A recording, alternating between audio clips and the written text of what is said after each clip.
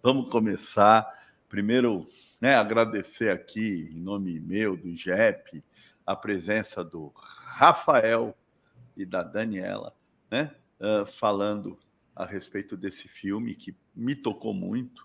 Eu assisti esse filme há umas 3 semanas atrás, e aí comentando, e eu descobri que o Rafael também tinha assistido e gostou bastante, a Dani também, aí a gente surgiu a ideia de fazer uma live para a gente ampliar, na verdade, fazer uma supervisão do filme, né? Cada um, com certeza, deve ter sido afetado de um jeito, porque o filme é um fenômeno afetivo, né?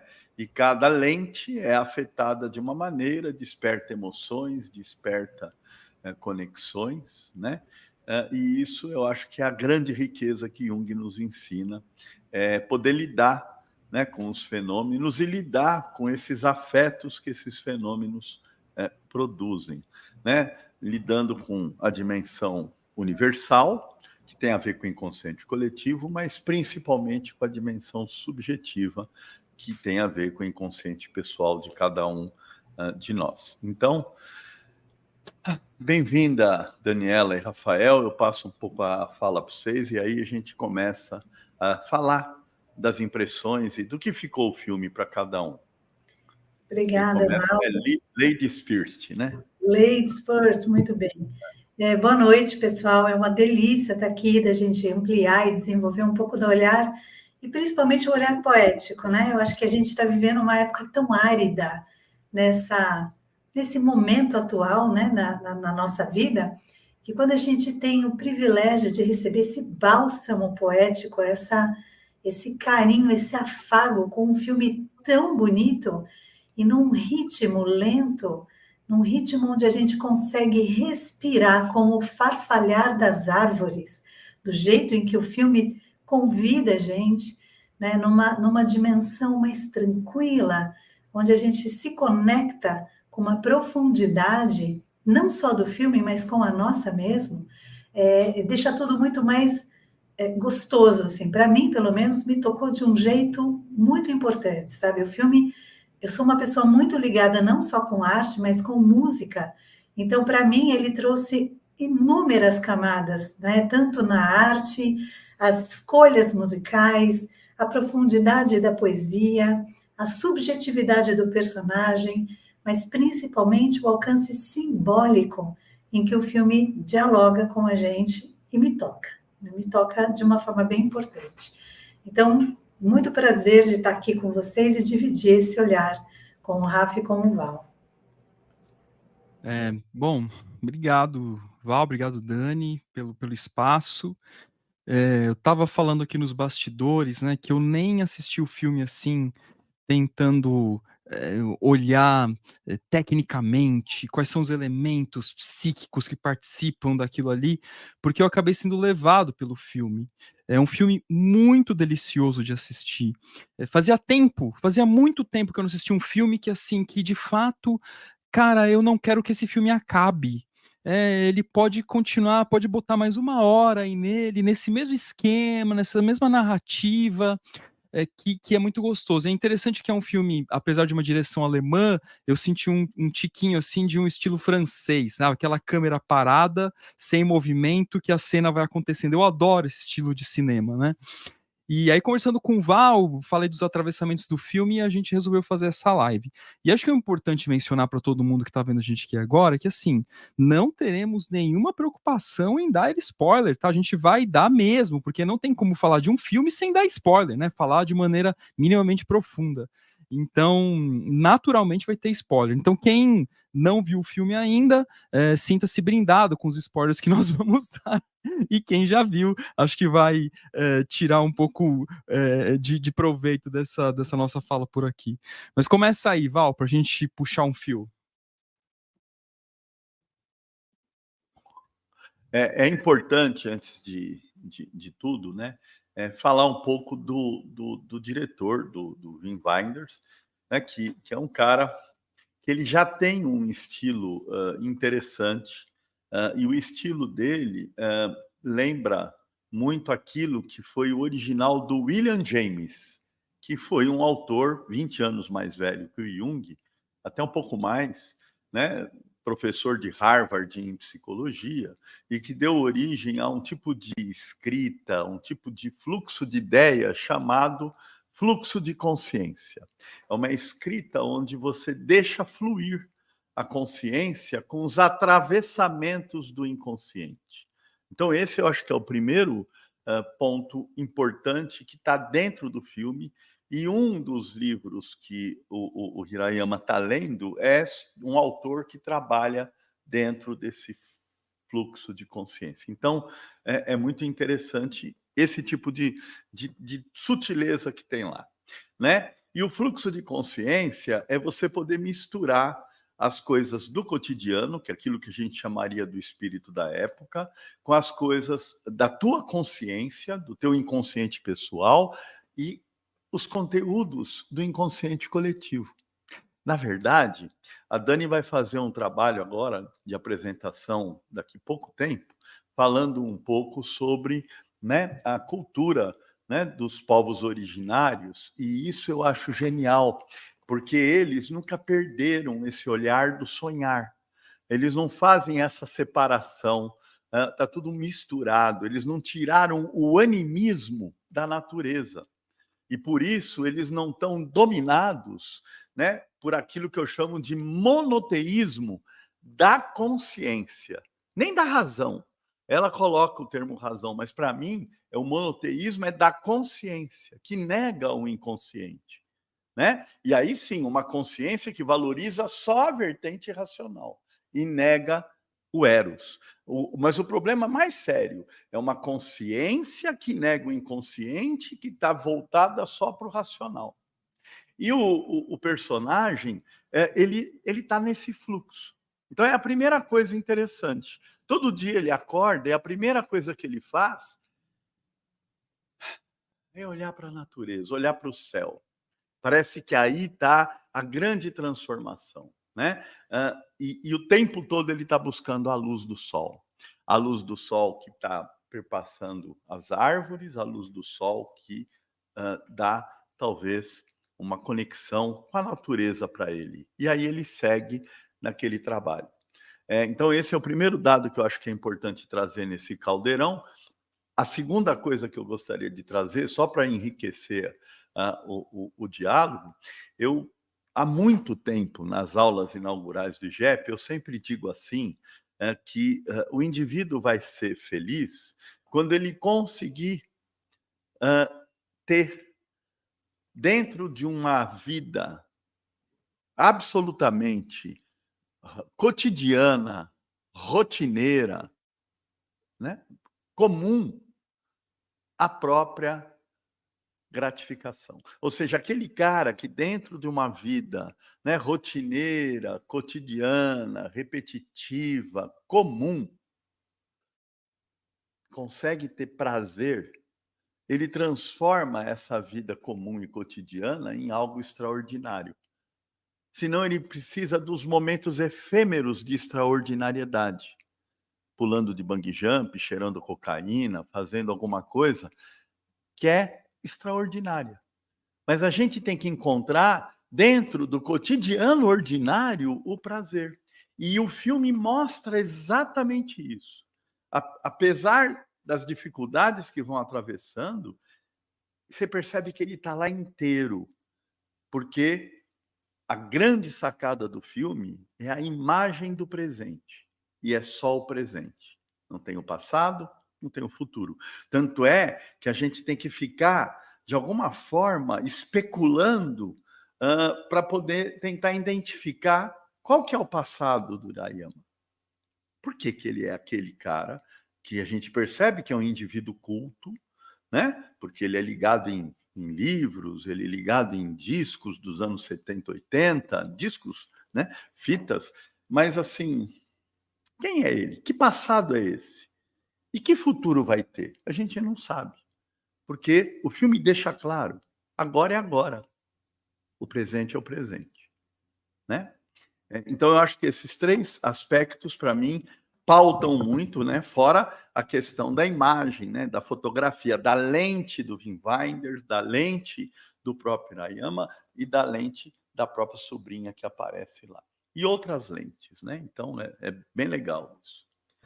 Falem aí. E fazendo um gancho, né? Como a gente está falando de inconsciente coletivo, de espírito da época, e você está trazendo essa reflexão do tempo presente, e o Daniel Munduruku, um indígena, né? Um dos meus grandes crushes intelectuais ali, onde eu estudo bastante, ele faz uma reflexão muito importante, em que ele fala em que o presente é um presente dado pelos deuses.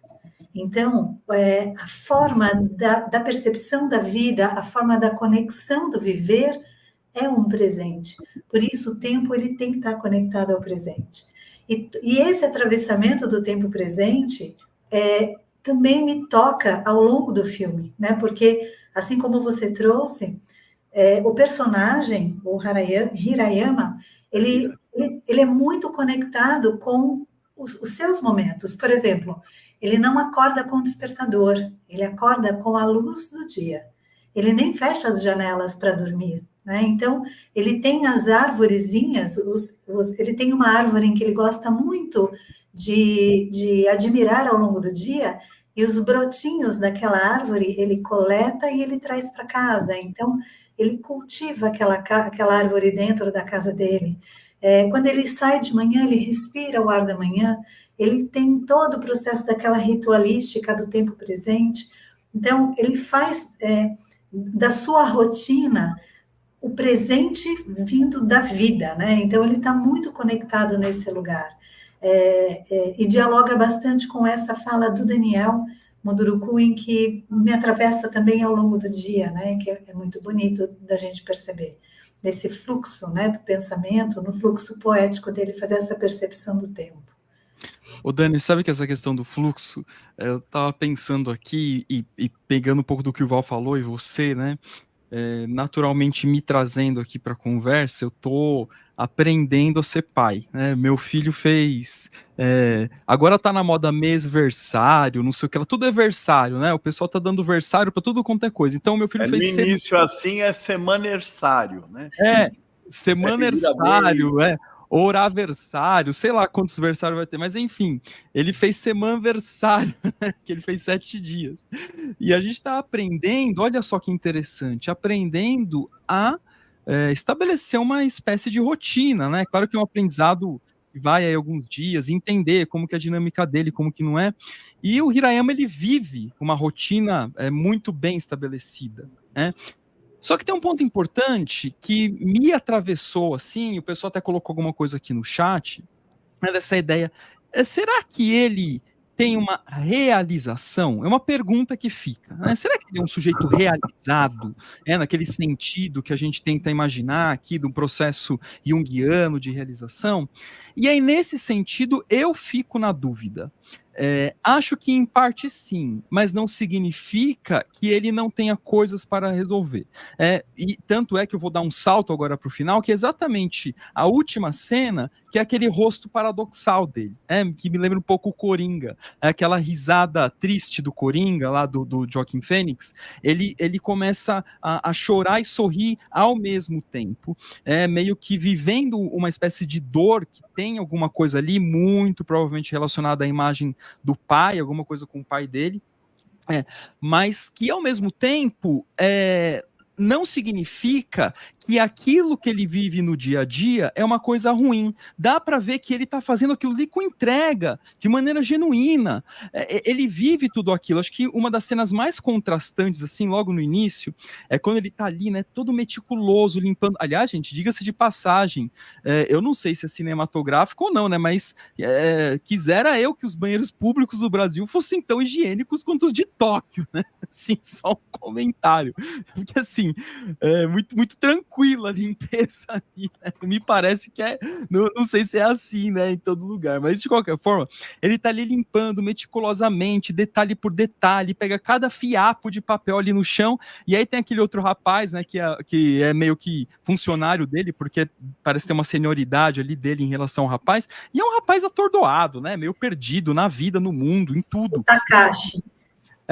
Takashi. Ele ali, né, limpando de qualquer jeito aqui, com a cara no celular, né, assim, é uma imagem muito interessante essa, né, que mostra de fato a contemporaneidade, e que eu volto de novo para paternidade e maternidade. Quantas vezes a gente vê por aí, né, pais, mães, né, com filho, brincando, não sei o que lá, mas assim, tá ali, né, uma mão segurando o filho e a outra aqui no celular, o que será que tem no Instagram, o que será que tem na rede social? Ou seja, não se conecta com a coisa. E aí, nesse sentido, me parece que o Hirayama, apesar de ter alguma coisa ali que ele precisa resolver do ponto de vista de processo interior, mesmo de enfrentamento, não significa que ele deixe de curtir aquele momento. E um momento que tem a ver até com uma tentativa de reconexão com o passado, né?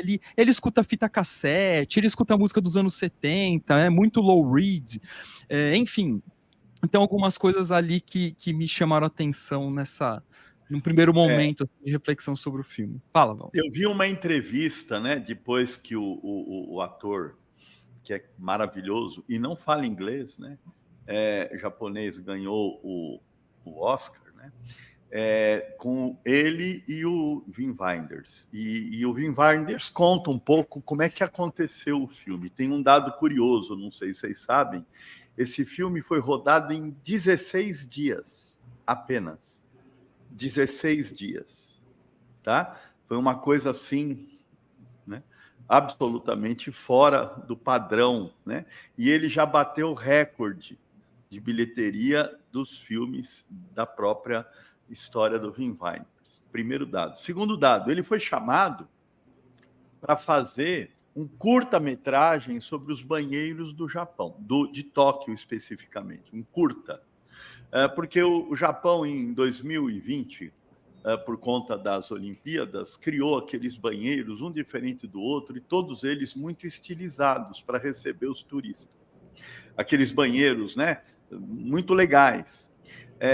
E quando ele chegou lá, e viu, e o tipo do Wim Wenders, né, ele tinha feito a trilogia da Estrada, né, fez Tão Perto e Tão Longe, né, Cidade dos Anjos, Paris, Texas, né, quando ele foi para Cuba fazer, porque ele é um cara que faz documentário, ele se encantou com os cantores, né, o cubano, e acabou fazendo Buena Vista Social Club. Então você vê que é um indivíduo que tem esse fluxo de consciência, ele se entrega, ele vai, né? Ele deixa o sonhar se misturar com a realidade e a realidade se misturar com a consciência.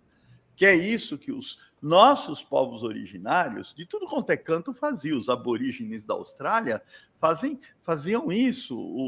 Todos os povos originários, né?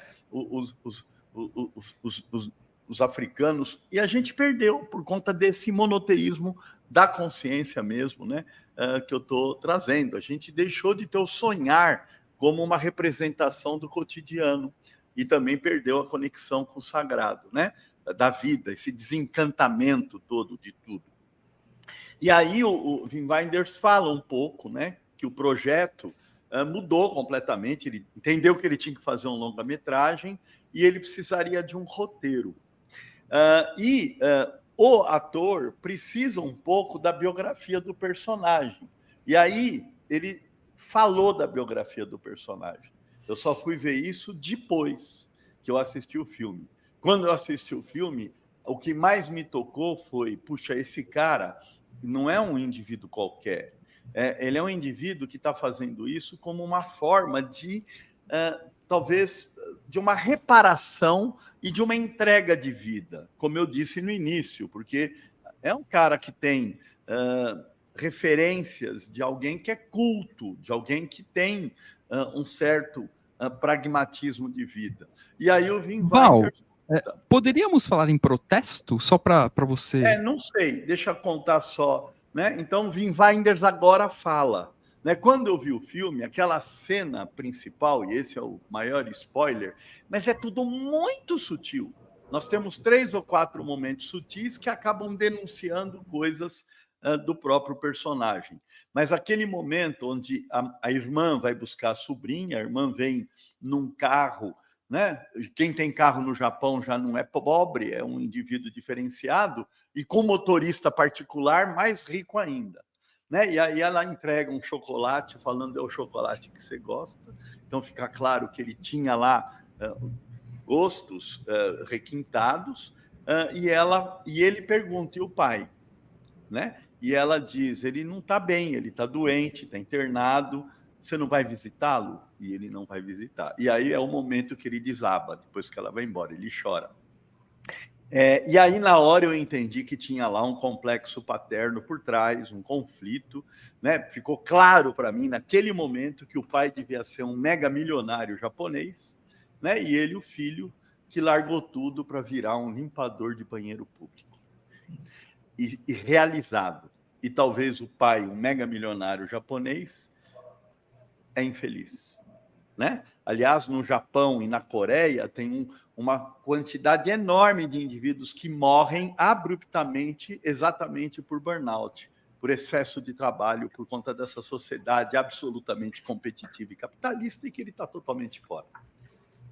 E ele nega esse futuro digital. É como se ele fizesse um movimento antidigital. A máquina não é digital, a máquina fotográfica, o som não é digital, o HD dele não é digital, ele vai armazenando as fotos em caixas de lata, né? Nada digital. Né? É tudo, né? Ele não tem televisão, ele está ligado no mundo interno dele. Mas tem essa história. E aí o Wim Wenders diz que o personagem era um jovem muito rico, mas que se perdeu, usou abusivamente álcool, drogas, e chegou uma hora que ele estava prestes de se matar. Foi quando ele olha para o sol, e quando ele olha para o sol, ele percebe que o sol era a vida, e que aí ele tinha que fazer uma inversão absoluta do estilo de vida que ele tinha. Então, a biografia do personagem, né, que foi passada para o ator, que o Wim Wenders passou, é essa. Olha que interessante, né? E isso é um bastidor pós-Oscar, que o Wim Wenders faz uma entrevista. Tá? Então, isso já é um dado significativo, porque a sutileza do filme mostra esse cara que, de fato, está em conflito, e por isso que ele está vivendo agora. O passado dele é tenebroso. E o futuro, ele não importa, ele está lá, numa vida solitária, né? Lendo, ouvindo música e fazendo algo que ele entende que é um serviço maior para o coletivo. Está se doando. Né? E tem uma outra coisa que eu queria convidar para a gente pensar, né? Que eu estava comentando até no bastidor, antes da gente entrar, que me chamou a atenção. A primeira vez em que o personagem fala algo no filme, mais ou menos com 33 minutos de filme, e ele se refere com a Anima, com a Aya, na hora que ela, uma japonesinha loirinha, né, um flerte, né, do Takashi, quando aparece, e é quando ele pronuncia uma primeira palavra com a Anima. E aí ela escolhe uma música da Pat Smith, que também é uma mulher, ela se encanta por essa Pat Smith, né, pela música e tal, e aí ela meio que pega a fita dele, né, subtrai essa fita e tal, e enfim, aí o personagem vai passando. Mas o que me chama a atenção é que ele conversa basicamente com as mulheres, com os homens ele não profere palavras. Então eu comecei a trazer numa reflexão mais simbólica esse diálogo com a Anima. Então, né, para quem não sabe, para quem não é do nosso meio junguiano, como a nossa live ela é aberta, a Anima é essa conexão que o homem tem com o seu aspecto feminino, né, com o seu inconsciente. Então, dialoga com o aspecto da sensibilidade, da alma, da criatividade, dos sentimentos de Eros.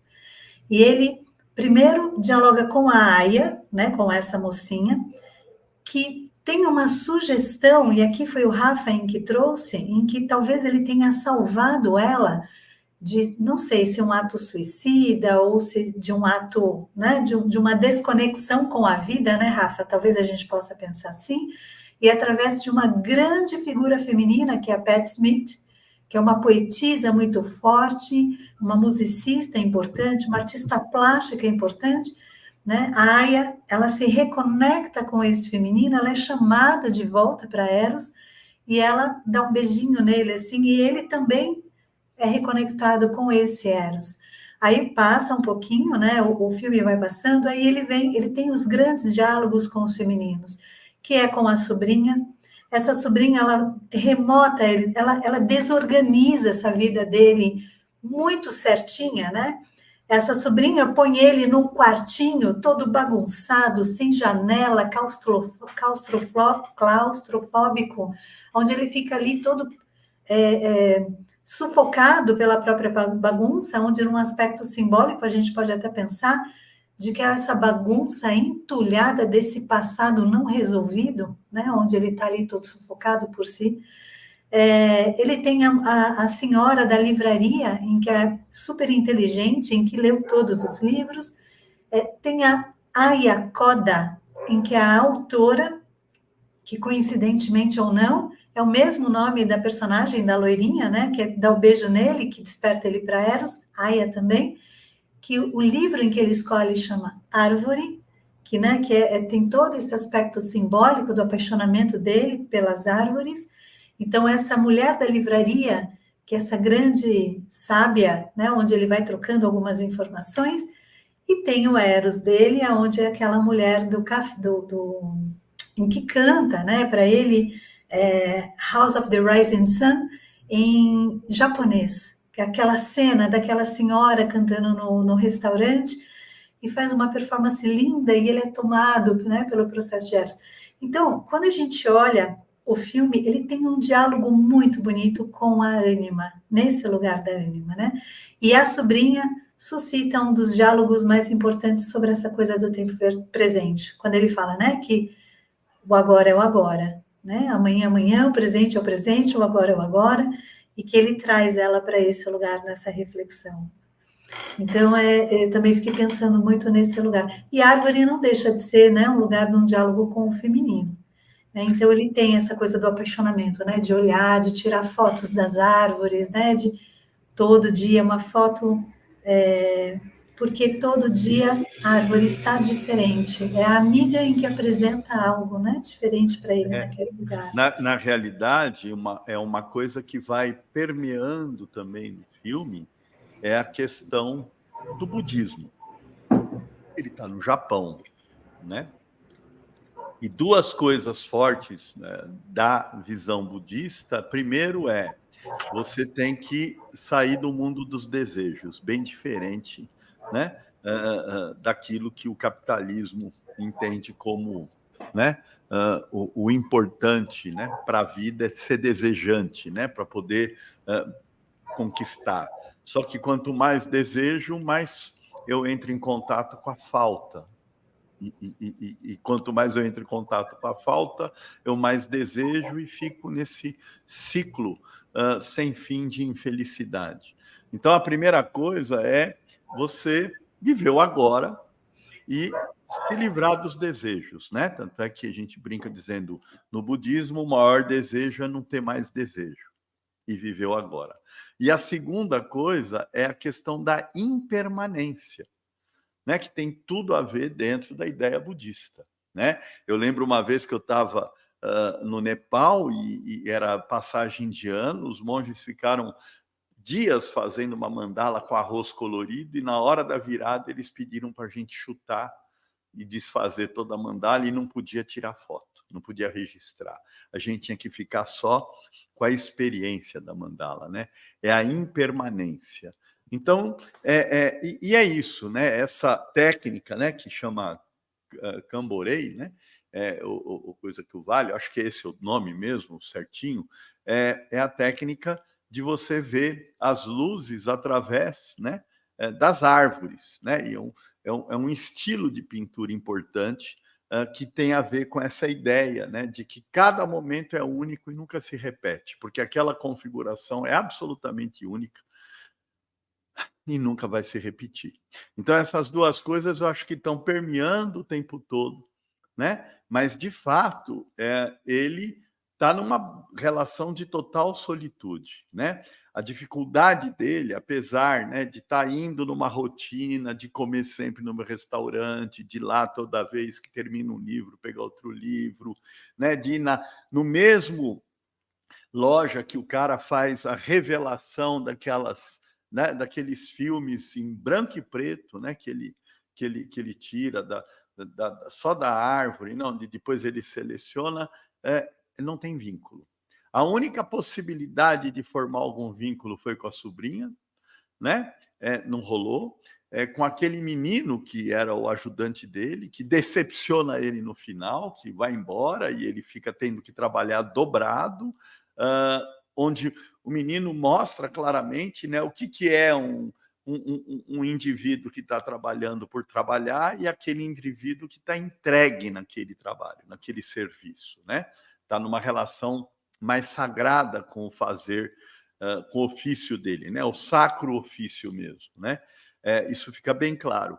E outra coisa importante que eu acho que fica lá como uma dica, né, é o jogo da velha, né? Onde ele vai fazer o jogo da velha com algum desconhecido.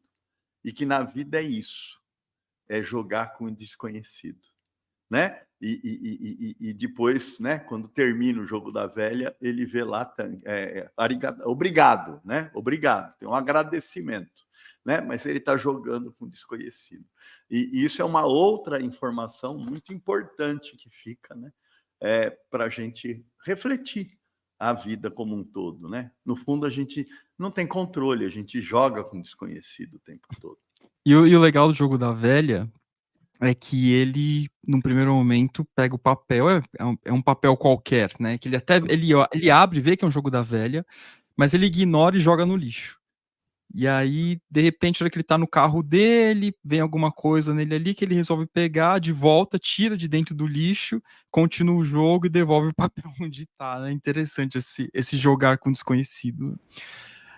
E uma coisa que eu tava pensando aqui, né, que vale a pena até lembrar o pessoal que tá assistindo a gente, que essa semana a gente tem o famoso congresso anual do IGEP, que vai falar sobre arte terapia, são ali, sei lá, cerca de 30 palestras, né, Val, que vai ter com todos os analistas aí do IGEP e tal, muito conteúdo bacana, então acho que vale a pena o pessoal... Começa na terça-feira. Terça-feira, dia 2. Então, acho que é Não, dia 4. Dia 2 é hoje. Dia 4. Dia 4, 5 e 6. Então, e como a gente vai falar ali de arte terapia, né? Tem diversas palestras ali. Eu fiquei pensando nessa questão das árvores, né? Eu esqueci o nome já, que você me falou já num outro momento, que fala no final do filme. Gente, uma dica do Valdemar, né? Para você que não viu o filme, assista. Deixa passar todas as letrinhas do final, se quiser acelerar, pode acelerar, fica à vontade. E aí, no final, tem uma explicação dessa técnica de tirar foto das sombras das árvores. É explicado ali, né? Comoreb. Comoreb, em que você tira a foto e tem um aspecto de luz e de sombra pelos vãos das folhas das árvores, e você faz a captação dessa imagem. É super bonito isso. E que jamais vai ser a mesma imagem. Mais ou menos aquilo que o Val falou da mandala lá no Nepal e tal. E eu acho que isso é interessante quando fala do próprio processo de experiência de vida. Que aquilo que você passou tem uma experiência, tem uma relevância, tem um valor afetivo, mas a gente não passa mais como foi naquele momento. Então, o que é esse registro interno, esse registro simbólico? O que significa essa experiência, aquilo que a gente atravessa, esse dia a dia, esse curtir esse momento? E é difícil, né, dessa forma como nós vivemos, aí eu estou hipergeneralizando, que é processo, é produto, é consumo, e a vida vai passando pela nossa frente. E uma coisa que me chama muita atenção nele, né, no personagem, é esse olhar que ele tem para os detalhes. Eu não estou falando agora só da limpeza do banheiro exclusivamente, mas tem alguns personagens importantes ali que ele interage silenciosamente. Aquele morador de rua, alguma coisa assim, que ele sempre olha ali para ele, como se tivesse até um certo espelhamento, eu sentia assim, né? Como se ele se visse um pouco ali, né? Tem no começo. Sabe o que é bonito nesse morador de rua? É que ele tem aspectos onde ele dança e ele vai simulando as árvores ao redor dele. E tem uma determinada forma em que ele faz com o corpo, em que dá um espelhamento de sombra da árvore. Essa técnica dessa dança, depois eu fui atrás, né? Porque eu achei muito bonito o movimento desse morador de rua. E ele é um grande dançarino no Japão. Eu não sabia disso. Ele tem o nome dele, eu tenho aqui, peraí, que é Min Tanaka. E ele tem ele usa uma palavra, uma frase em que ele fala assim: eu não danço no espaço, eu danço o espaço. Eu achei isso muito importante porque ele conecta, de certa forma, com o próprio filme.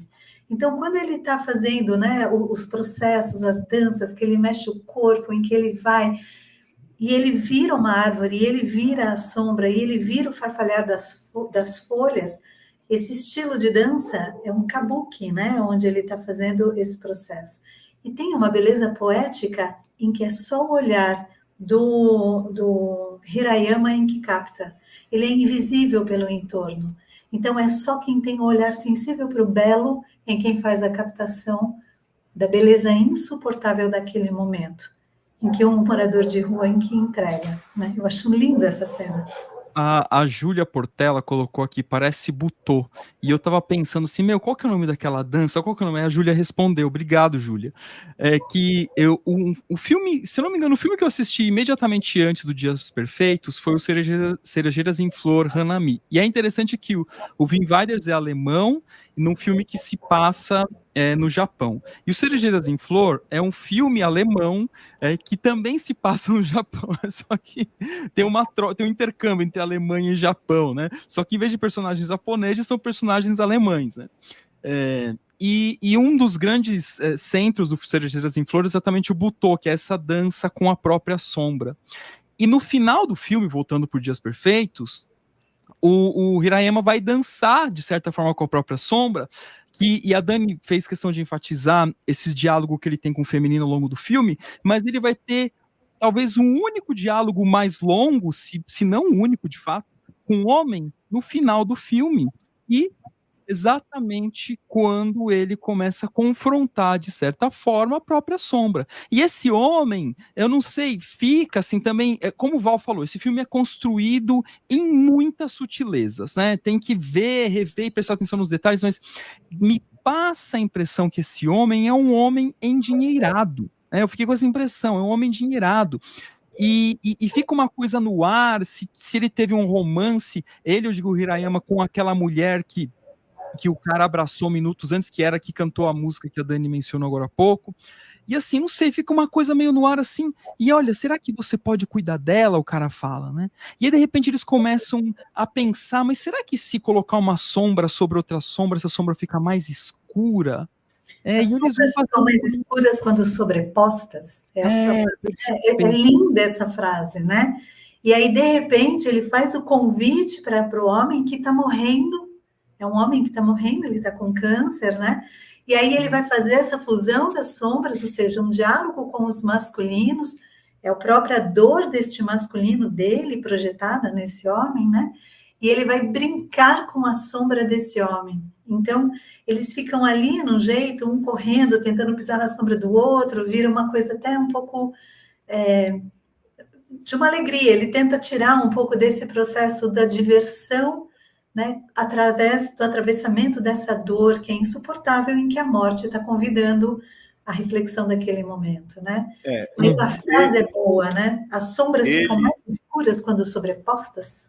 Ele perdendo a possibilidade, né? Porque fica claro lá que ele ficou desconfortável de ver ela abraçando ele, ele sai, então, obviamente, que existia uma expectativa dele para com ela, não tenha dúvida.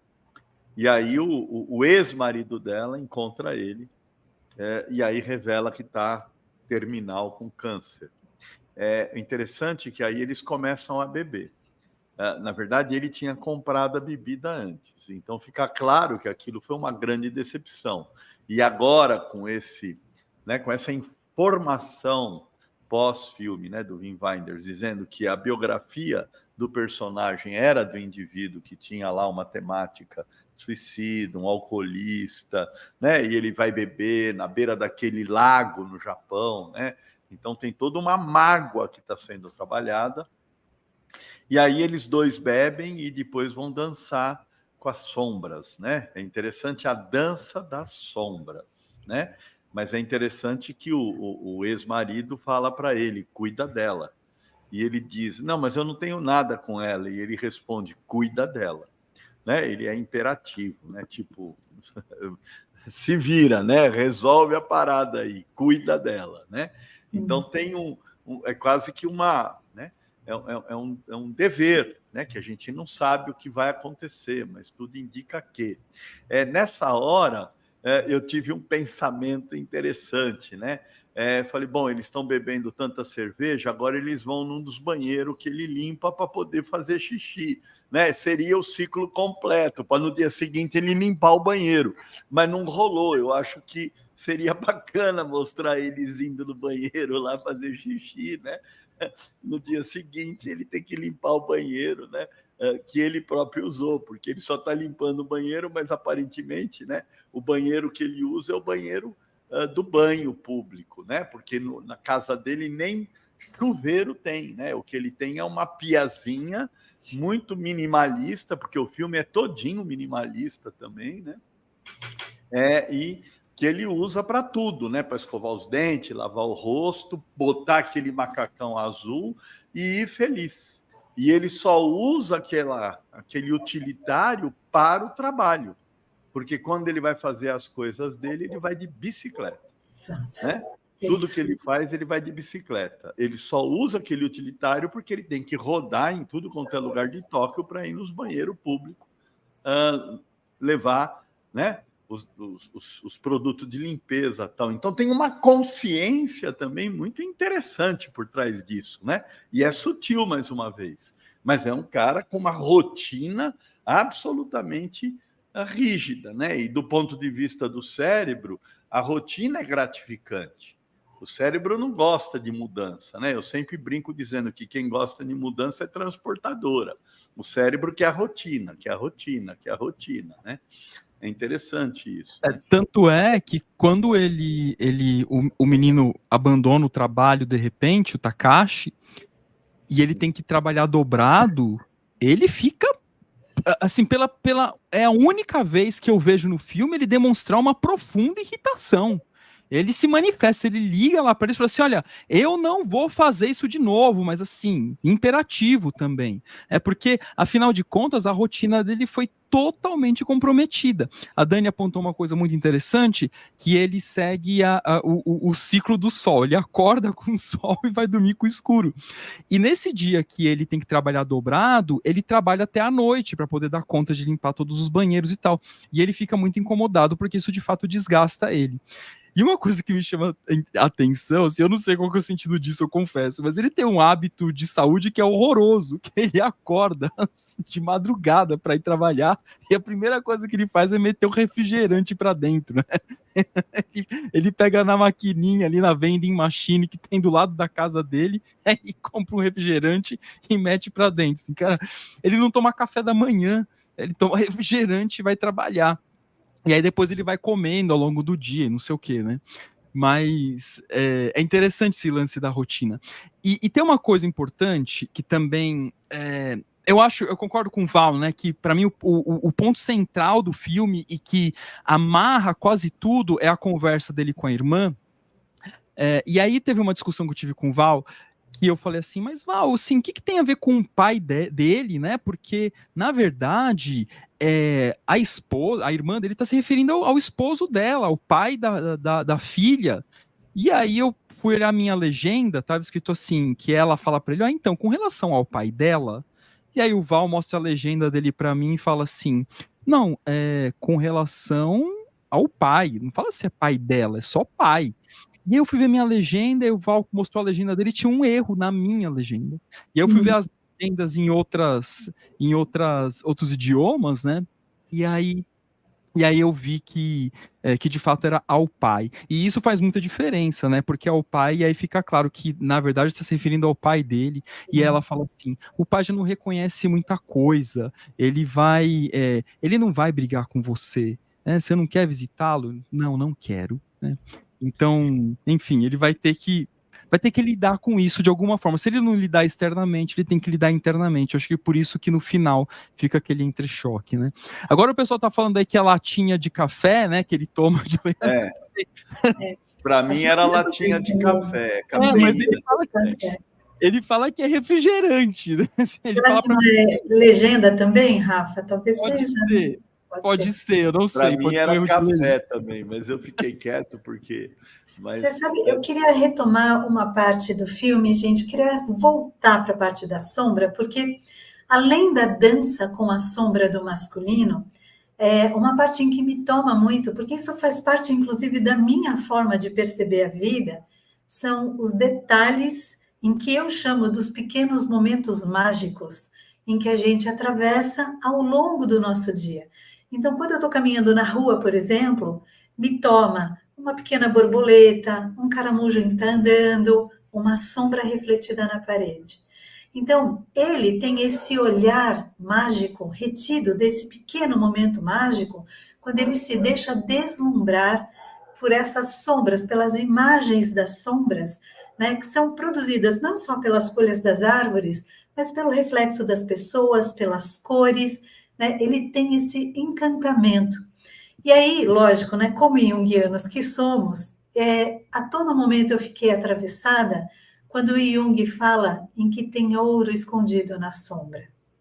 E eu comecei a dialogar muito nesse lugar sobre quais ouros estão escondidos na sombra em que, vez ou outra, a gente nem percebe, porque a gente não tem essa capacidade de captação do silêncio, da beleza do momento, da introspecção, né? Quando a gente se volta para dentro da gente mesmo e tem um pequeno silenciamento para a gente abrir esse diálogo ao olhar para dentro da gente e fazer esse convite para tentar extrair dessa sombra o ouro que está nela. Então, seja numa amplitude poética, como eu estou trazendo, ou seja, de uma forma mais difícil, né, em que quando a gente tem os grandes confrontos com a sombra, que foi o caso do personagem, que teve uma ruptura, né, por causa de um alcoolismo, e de repente ele vai e é captado pelo sol, e aí ele fala, preciso resolver minha vida, e ele transforma a vida dele, tem um diálogo importante onde ele extrai o ouro da sombra. E eu fiquei um pouco nesse lugar, sabe, dialogando com a poética do filme e a profundidade do convite em que o Jung fala. Porque, olha, tem eu sempre lembro, né, que o Newman fala em que o self está escondido na sombra. Não é isso, Val, que o Newman fala? O self está escondido na sombra. E a gente precisa aprender a fazer amizade com a sombra. Por mais difícil e doloroso e sangrento que vez ou outra isso seja, né? Mas o filme, ele traz um pouco dessa reflexão. Então, ele dança com a sombra do homem com câncer. Ele tira um aspecto nesse lugar.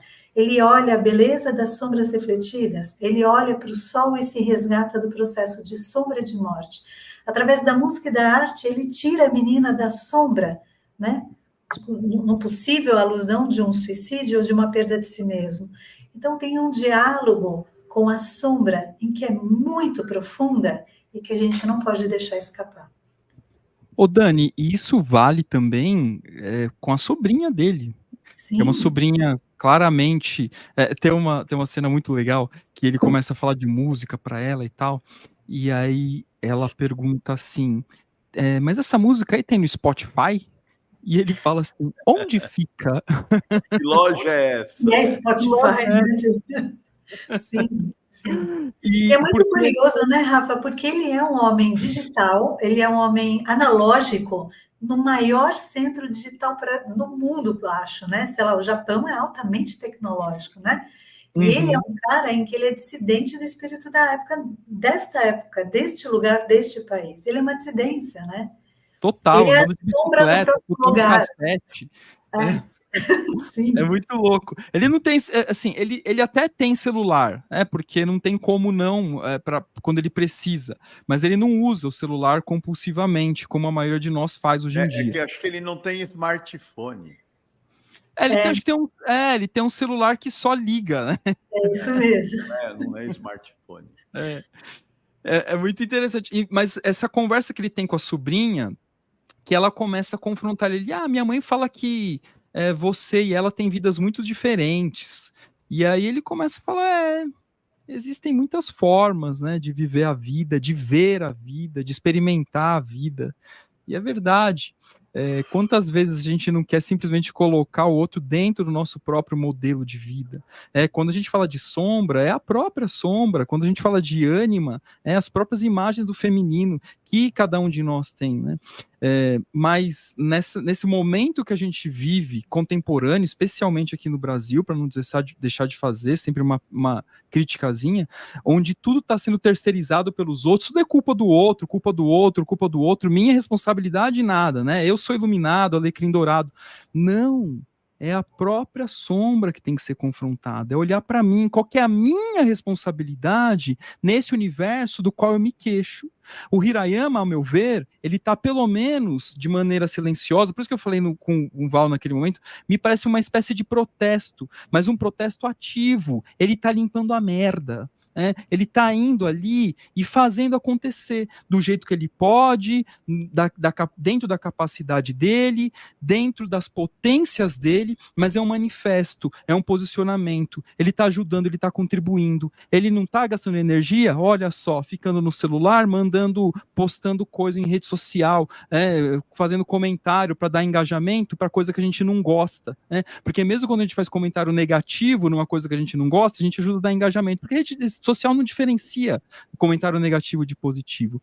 Ele está ali fazendo costumeiramente o trabalho dele e de maneira muito cortês. Acho que uma coisa interessante dele é que todo lugar que ele vai, mesmo que não tenha diálogo, ele é um sujeito muito querido, né? E assim, porque ele é gentil, ele é cortês, ele tem uma boa relação, e é isso, ele vai fazendo uma espécie de revolução silenciosa que parte dele também. Agora, significa que ele iluminou? Não, ele tem conflito. Por que ele tem conflito? Porque ele é humano. Ele está vivo. Ele está vivo. Se você está vivo, você tem conflito. Que horas você acaba de integrar a sombra? Nunca. Até porque quando você descobre o que é a sombra, ela não é mais sombra. Então, uma nova sombra surge e você começa o ciclo novamente, né? Então, acho que ele está dando uma bela aula para a gente de retomar um caminho para dentro e repensar a maneira como a gente está levando o mundo. Claro que não dá para a gente sair transformando tudo de uma vez para outra, mas se pelo menos cada um de nós se responsabilizar e tirar um pouquinho de projeção e trazer para dentro, talvez a gente conquiste aquilo que a gente quer ver no mundo que a gente deseja. É difícil, né? Essa coisa é complicada, né? O quanto que ele está vivo, né? Por conta dessa presença. Mas essa história do complexo paterno me atravessou um pouco, né? Porque eu fico imaginando, na hora que ela fala, né, que o pai não vai brigar com você porque ele já está muito debilitado, e foi quando ele desaba mesmo e chora, né? É interessante porque eu fiquei imaginando, né, um pai milionário, né, tendo que falar: meu filho é realizado limpando o banheiro. Como é que é isso, né? Porque fica aquela coisa, né? No Japão, tem jovens que cometem suicídio aos montões, porque se eles não têm uma performance acadêmica mínima, eles não vão conseguir entrar nas melhores escolas e jamais vão conseguir ter uma carreira de sucesso econômico no futuro.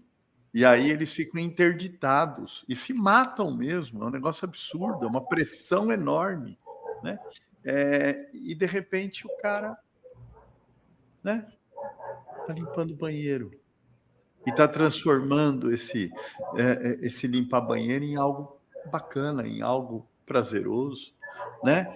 Ele não está nem aí com as questões sutis, porque o filme poderia derivar por vários caminhos. Logo no início, né? Quando ele encontra o menininho perdido, bem no início do filme, e a mãe pega o garoto, a primeira coisa que a mãe faz é limpar, higienizar a mão do garoto e nem olha para o cara, né? Invisibilidade total, né? E ele não está nem aí, ele continua. E o menino dá um tchauzinho. E o menino olha para ele, dá tchau, e ele fica lá e está tudo certo, né? Porque ele fez a parte dele, né?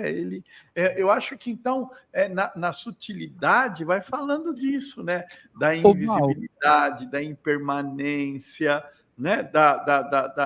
De você abrir mão desse fluxo do desejo pelo desejo, né?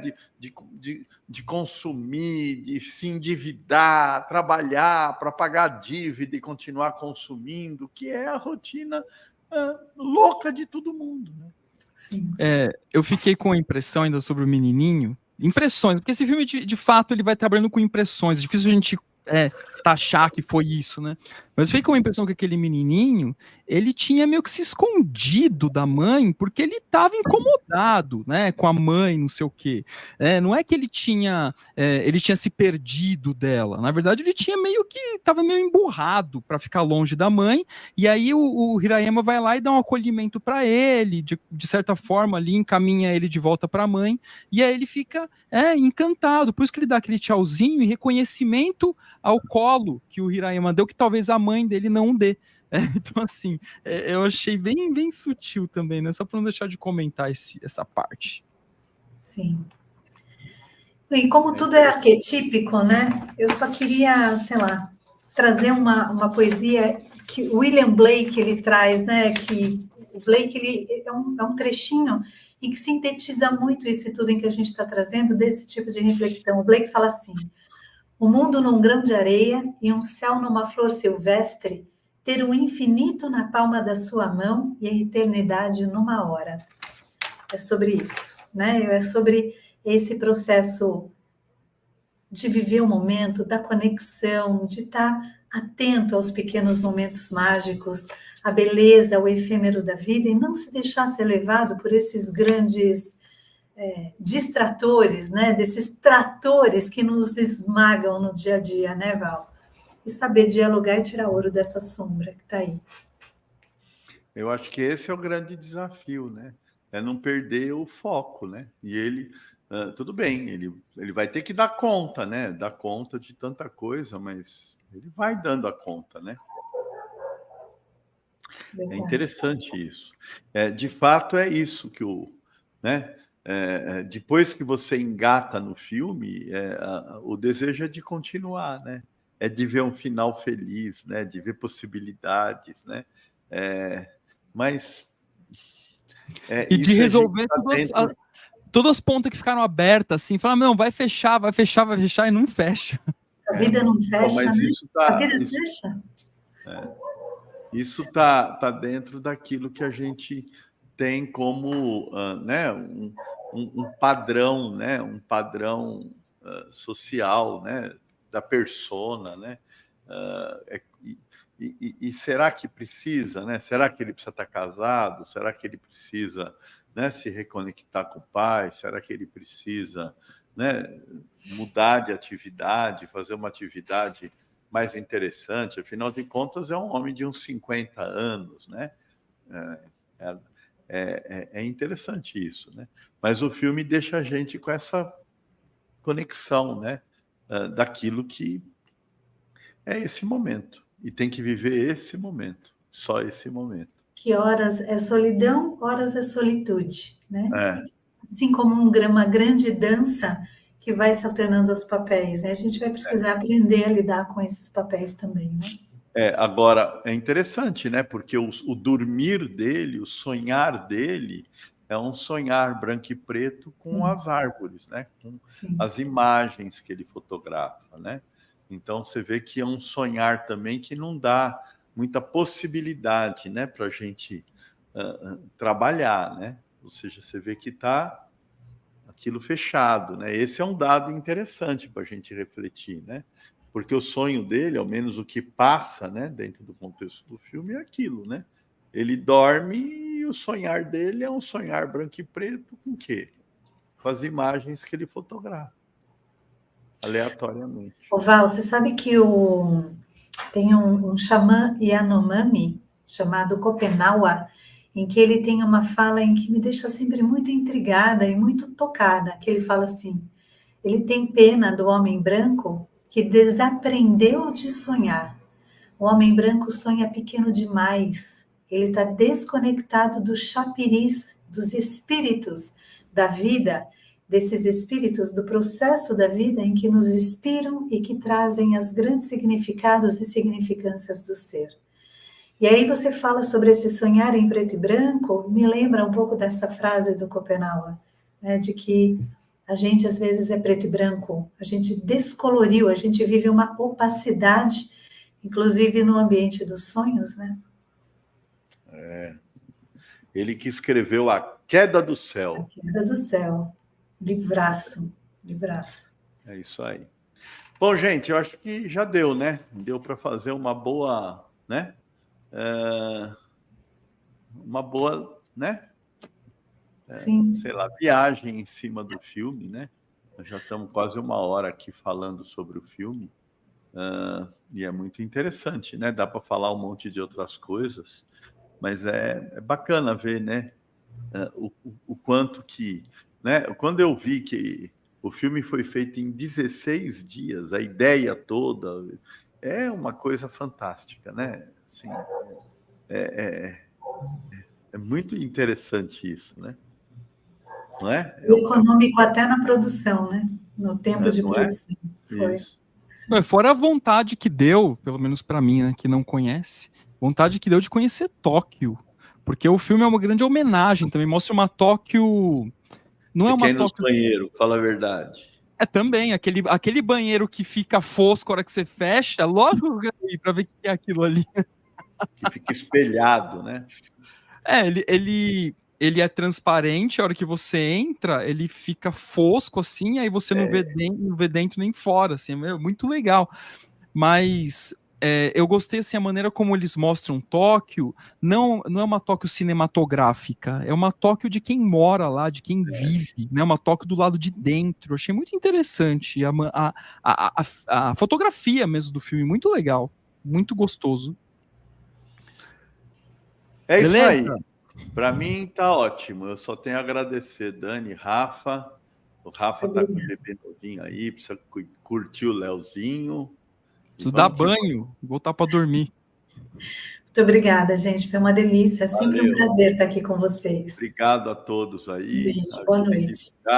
Congresso, 9º Congresso, terça-feira começa.